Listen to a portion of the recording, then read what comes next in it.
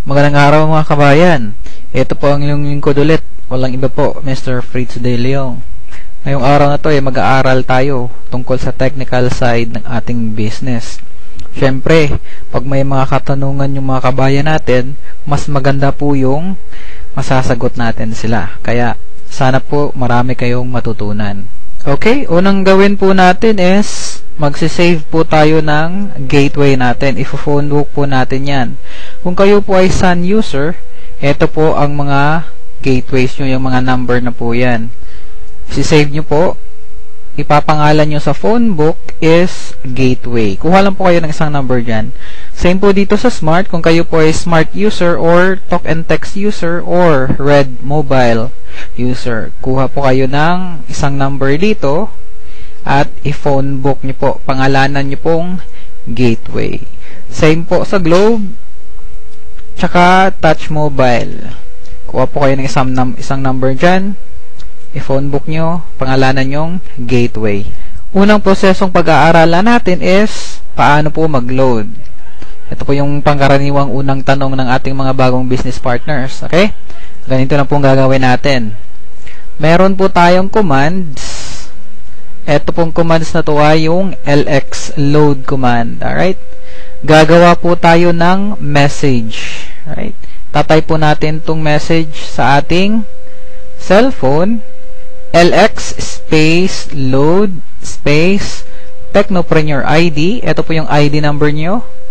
Space password or PIK, Personal Identification Key, space product code, space customer's cell phone number. Ito po yung example. LX space load space ID number space password space yung product code na ipapaload po and space cellphone number ng customer. Alright, dito po makukuha yung product code sa price list po natin. Depende po sa product na bibilhin.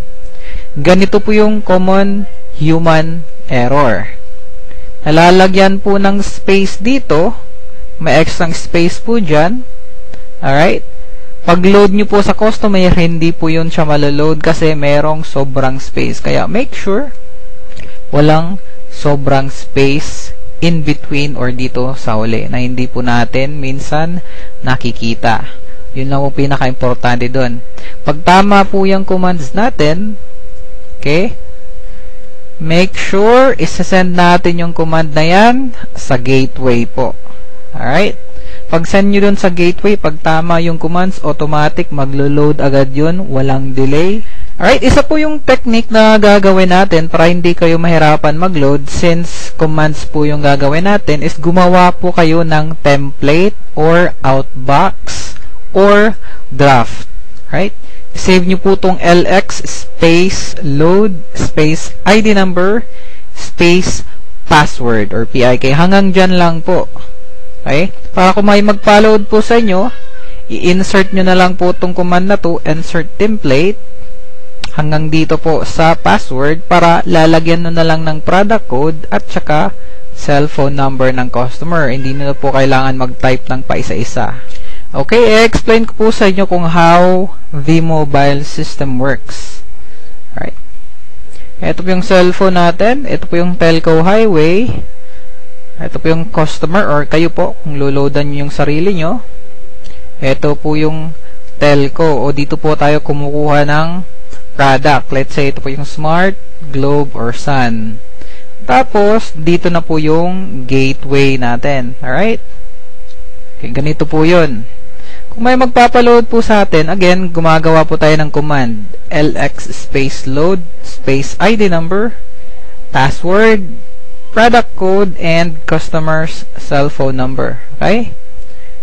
Yan po yung ID number and password. Yan po yung product code. Example, S30X is yan po yung Smart 30 pesos economy load.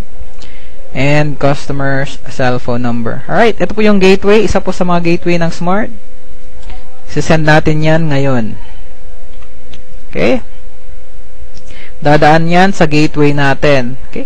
I-confirm niya po kung tama yung ID number, tama yung password, and sufficient po yung balance nyo, yung load wallet nyo. Pag kumpleto po yun lahat, kukuha na ngayon siya ng produkto sa telco, sa smart po, since smart po yung pinapaloadan natin. And then, pag confirm po ng telco, loadan niya ngayon yung customer mo. Alright? Loaded. And then, si telco magko-confirm sa gateway natin na si customer is naloadan na. Okay? And then, yung gateway natin is magko-confirm po sa atin. Ito po, one new message from LoadExtreme. Magko-confirm siya na naloadan na po yung customer natin. Again, make sure ng commands na ginamit natin walang sobrang space. Okay? Alright, recap lang. Make sure wala pong sobrang space dito sa huli or sa mga gitna ng commands. Hindi po natin namamalayan kasi pag sobrang space, pag nagsobra yun, hindi talaga maglo-load yung system natin. Ito po yung usually na nangyayari kapag may delay sa pag-load. Di ba po unang-una magsasend tayo sa gateway papunta dito. Pag na-confirm ni gateway na tama yung information, right? Pag send niya ngayon sa telco, pagpalagay po natin yung telco may traffic or may tinatawag nating congestion. Right? Possible po nag-upgrade yung telco office or meron po silang maintenance kaya po lahat ng text messages nata-traffic. Pag ganun po yung nangyayari, syempre hindi po makapag-load sa customer, hindi po darating muna yung load sa kanya. Kasi po nakapila yung command natin. Alright?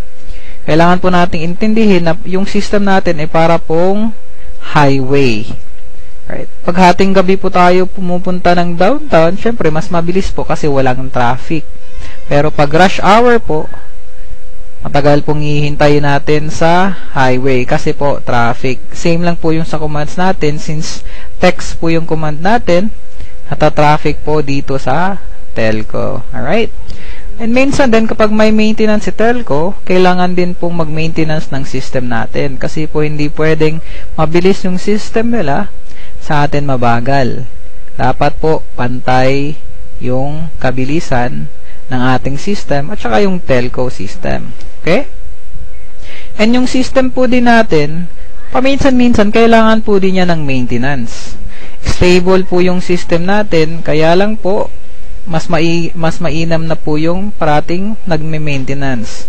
Kasi po pag may nasira sa isang server dito sa ating system, damay po yan lahat. So, pangit po kapag yun ang mangyari. Kaya, minsan-minsan po, nagme-maintenance tayo. Pangalawang proseso po na pag-aaralan natin is, paano po tayo mag-replenish ng load wallet natin. Siyempre po, ginagamit natin yung load wallet natin, nauubos. Kapag naubos, magpa-replenish. Okay, first option, punta tayo ng V-Mobile Office Nationwide. Sa Office po, meron pong tinatawag na loading slip.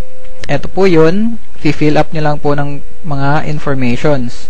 Pangalan nyo po, ID number nyo, so wag nang kalimutan yung ID number nyo, cellphone number, amount po na ipapaload nyo, at yung date. Right, sulat nyo lang po yan sa Opel, ibigay nyo po sa cashier, and kami na po bahala. Yun po yung ating first option. Okay, makakatanggap po kayo ng confirmation na naloada na po kayo pag process po namin ng inyong reloading slip. Real time po yan yung paglo-load namin. Pagbigay mo ng resibo, pag-process namin, agad-agad nalo-load yun. Okay? Second choice is mag-load wallet transfer po tayo. Di ba po, mayroon tayong mga retailers. Pag naubos po yung load wallet nila, tayo lang po ang dealer na may capability na mag-transfer ng load wallet. Okay? Ito po yung commands na gagawin natin. LX space transfer space Technopreneur ID or ID nyo po space password space LX load space amount to transfer space retailer's ID number, yung papasahan nyo po ng load wallet, and then space retailer's cellphone number. Okay? Ito po yung sample ng command, lx space transfer space ID number nyo po. Ito po yung ID number nyo kasi kayo po yung dealer, space password nyo, space lx load command, space amount is 500, space ID number ng transferan nyo ng load wallet, and then space yung cellphone number nila. Again po, common human error, make sure na walang space dito sa huling command. Alright? Kasi po pag may sobrang space niyan, pag send nyo sa gateway, hindi po tatanggapin ng system yun kasi mali. Again, make sure in between, wala pong space again. Alright? Pag tama po yung commands nyo, make sure to send it to your gateway para po ma-process namin. And again, pag tama po yung commands, walang sobra, walang human error, automatic, yung load wallet is matatransfer dun sa pinag-loadan mo ng load wallet. Okay, makakatanggap po sila ng confirmation na naloadan na po sila ng 500. And ikaw po, makaka-receive ka din ng confirmation na nabawasan po ng 500 pesos yung load wallet mo. Update lang po, kapag less than 500 pesos na load wallet yung transaction nyo, may bawas kang piso na load wallet. Pagpalagay natin, meron kang 1,000 na load wallet, tapos nagpa-load wallet transfer yung Tecno user mo ng 300 pesos, yun po yung minimum 300 pesos. Ang mababawas po sa load wallet nyo is 301 pesos. Kasi po, below 500, merong bawas. Pero, above 500 pesos po, wala na pong bawas yon. Third option, online conversion. Alright, for dealers lang po to.